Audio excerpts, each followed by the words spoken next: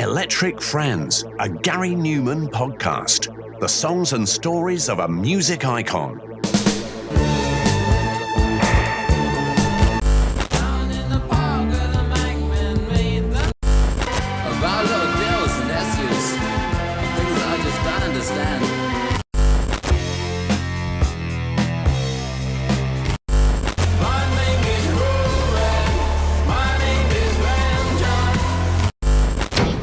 In the history of Gary Numan's career, I believe he has only officially covered 4 pieces of music that were by someone outside of his circle.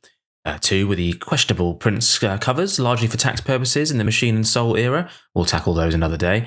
1 was the stunning Eric Satie Gymnopedes version on the Telecon sessions, but there was another one that he reserved for the live set at the height of its fame in 1979 that would later appear on the Living Ornaments 79 live album. The song in question was a brill-building soul classic from the 1960s, not exactly the first song you'd pick for a synthpop pioneer in his early 20s, but it would turn out to be an inspired version that deserves to be considered as one of the greatest cover versions of all time. So for this episode of Electric Friends, I'm looking back at Gary Numan's On Broadway.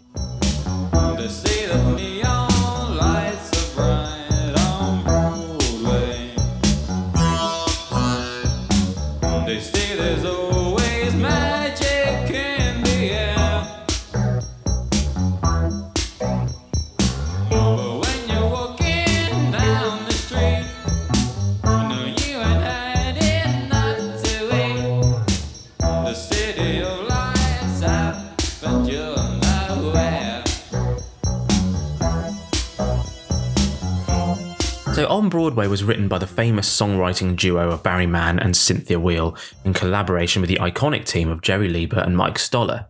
The song was originally recorded by the Cookies, although the Crystals version beat them to release, and featured an upbeat lyric in which the main character is still on her way to Broadway and sings, "I've got to get there soon or I'll just die." I hear the neon lights are bright on Broadway. I hear their dreams come true there every day. I hear their life. However, when Leiber and Stoller let it be known that the Drifters had booked studio time for the following day and were a song short, Mann and Weil forwarded On Broadway. Leiber and Stoller liked the song, but felt it was not quite right, and the 4 held an overnight brainstorming session that culminated in the better-known version, now with a rock-oriented groove and with a more bluesy feel, which matched the new lyric in which the singer was now actually on Broadway and having a hard time. They say the neon lights are bright on Broadway. On Broadway.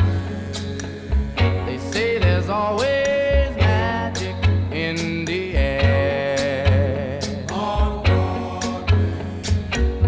But when you're walking down that street and you ain't had enough to eat, the glitter is right off and you're nowhere.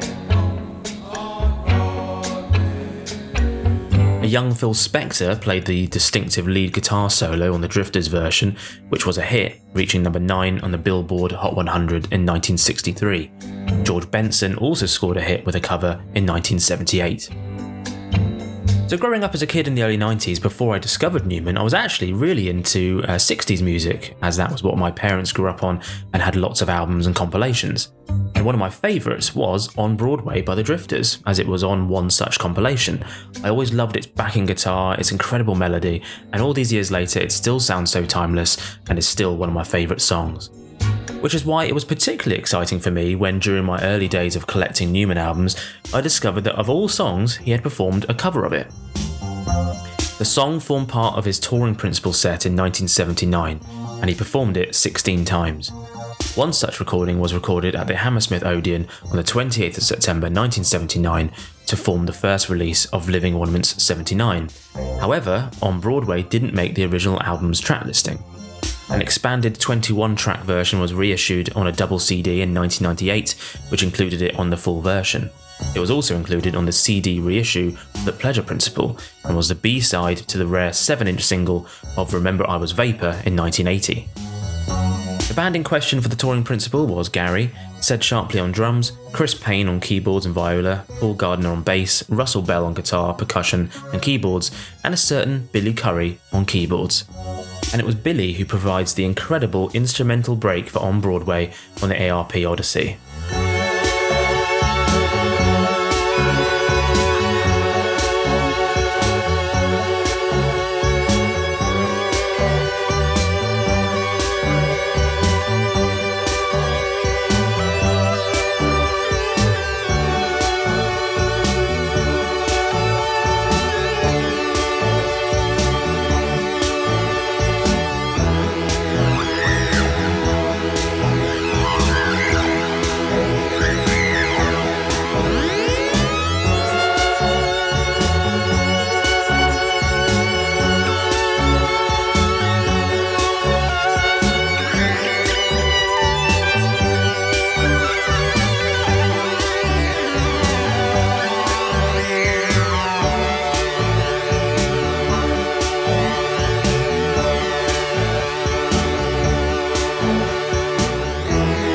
Billy had been a founding member of the John Foxx era of Ultravox, a band Gary had long admired and were a big influence on him.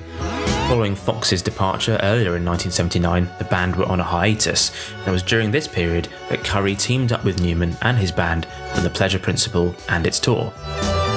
And his playing on Broadway is pretty spellbinding really, and showcases not only what those early days of synths were able to produce, but how you can turn an old standard into something rather futuristic. The video version of the Touring Principle video in 1980 is a brilliant watch too.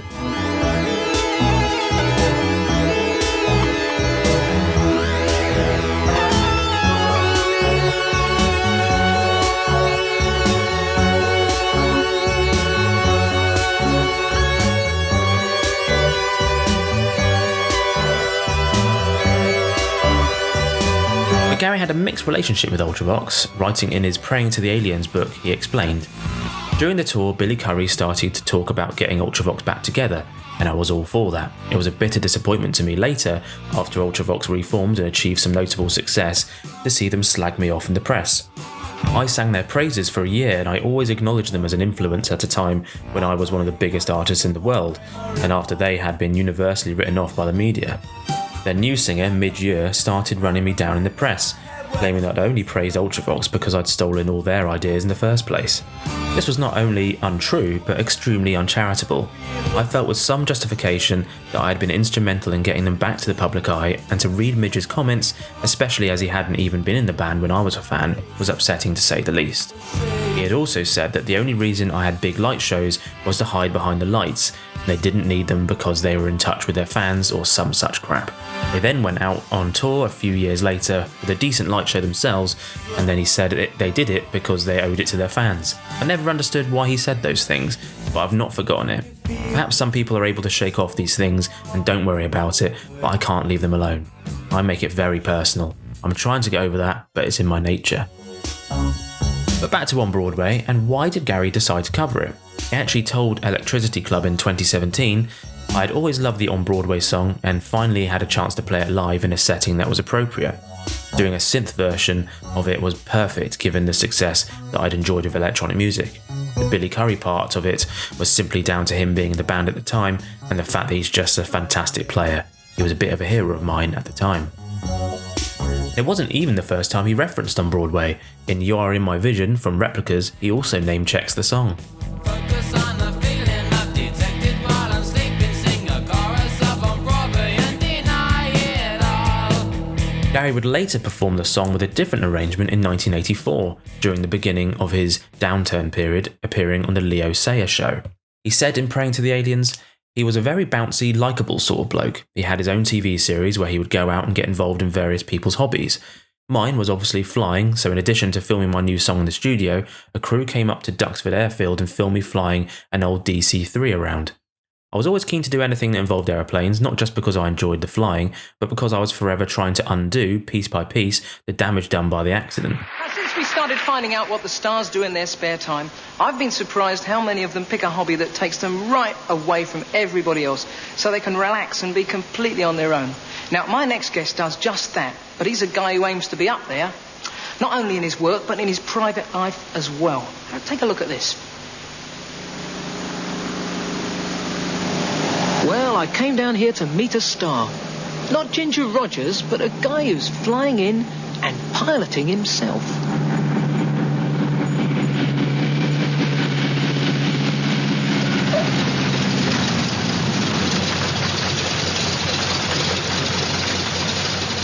Now, you might have guessed who it is, and you'll soon know if you were right, because here he comes.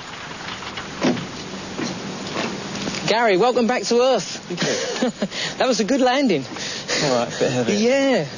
You flew all that yourself. Incredible. How'd you get into this? The flying?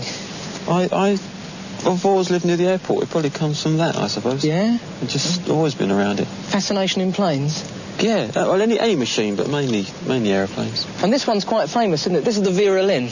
Yeah, that was in that Ruskin Air Services airline programme. Right. And it's got a history. There was a VC, I think, one on this one in Yeah, not this actual airplane, but this is in the colours and is made to represent the airplane that Lord was in. Ah. He won the VC. And all sorts of things happened. It caught fire and... So it's got a really interesting history. Yeah. Yeah. It's a great plane, actually. So, well, here they've got an incredible collection of famous planes. I mean, every single plane has got a history. I mean, is this your favourite out of all the planes here at Duxford? Yeah, it is, actually. There's I like Spitfires as well. Yeah. And you put a lot of hours in on this one? Not too many yet. No, I'm doing the air show circuit next year, which will be great fun.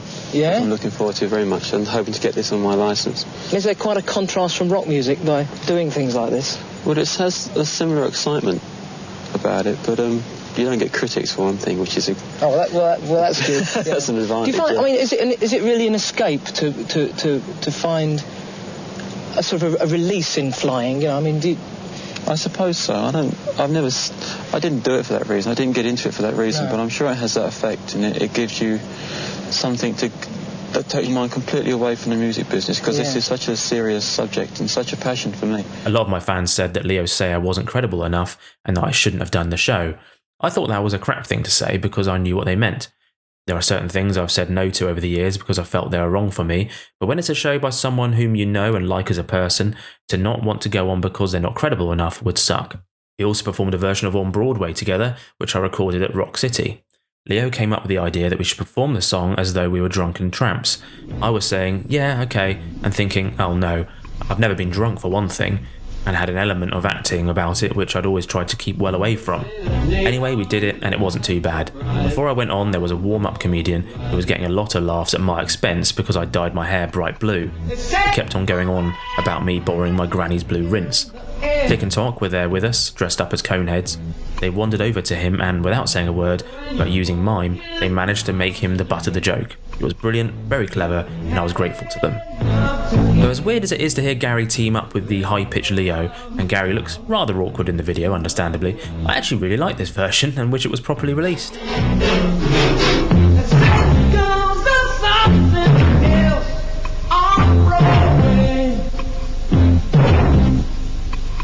Looking at them just gives me the blues.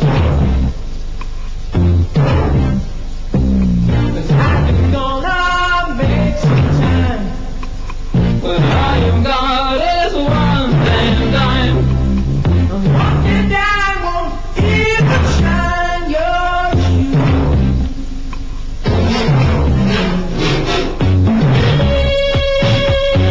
But going back to Gary's original version, is it Gary's best ever vocal performance? Probably not. It was a live version after all, and he was 21, acting his rather super cool, laid-back, nonchalant self when you watch it back.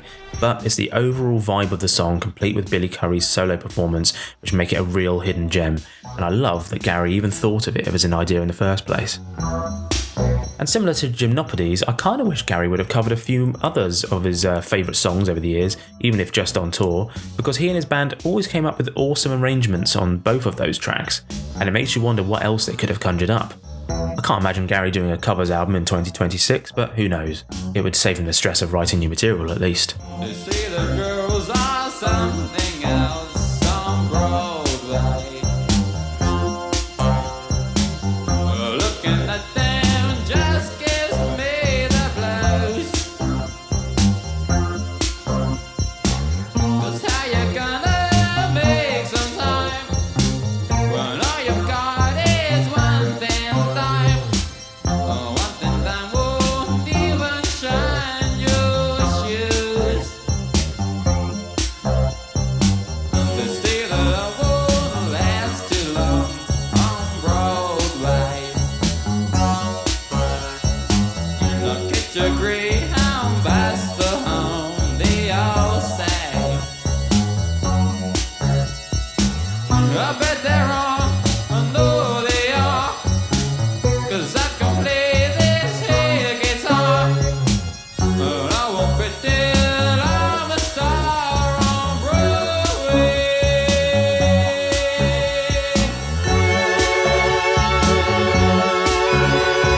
Remember, I'd also love to hear from you and your Numanoid story, how you came to find Gary's music and become a fan, just like Jason Wright did over email.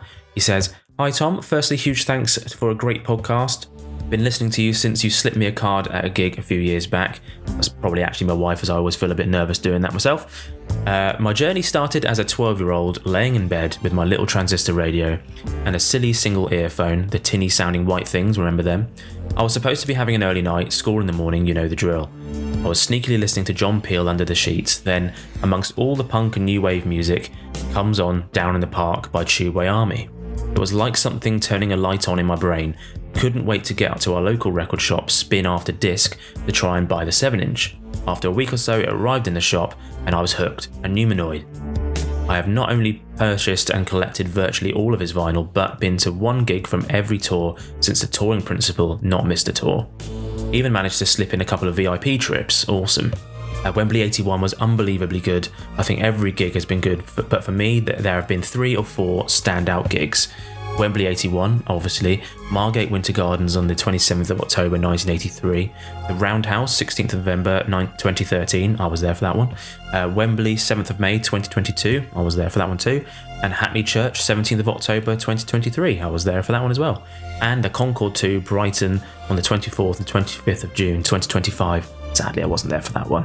These have been standout gigs. As I mentioned, all the others impressed and left great memories, but the 6 or 7 listed have been the standout. Watched Glastonbury on TV, couldn't get tickets, outstanding, best of the weekend, but I'm biased. I was very ill with COVID-19 in 2020, so much so that I was placed on life support for a few weeks. I obviously survived. During my recovery, the nurses asked if I remembered anything from about my time in the coma. I said I thought I could hear Gary Numan playing, but thought it was just my mind playing tricks. Now I'm back listening to music on my headphones. But the nurses said no. We'd seen the tattoos on your arm, a large Numan half sleeve, and played cards to you a few times, hoping it might help. Help, it certainly did. I pulled through and have made a decent recovery. So not only has Gary Numan been a large part of my maturing and growing up, he was also solely responsible for dragging me back from a very grim place. Thank you, Mr. Webb. You have no idea how much you really mean to myself and thousands of other Numanoids. Thanks, Tom. Listening forward to your next podcast. Kindest regards, Jason Wright, or Grumpy to his mates.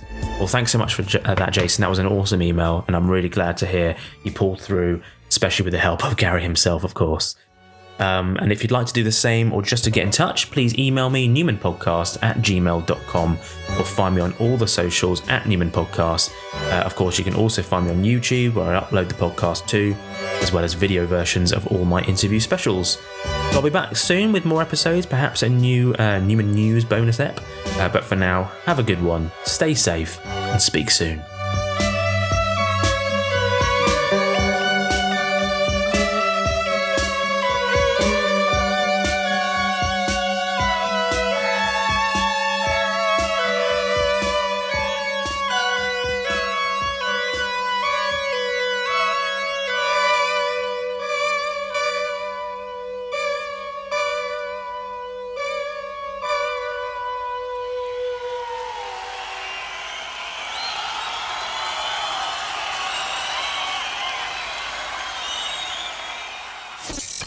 Electric Friends, a Gary Numan podcast. The songs and stories of a music icon.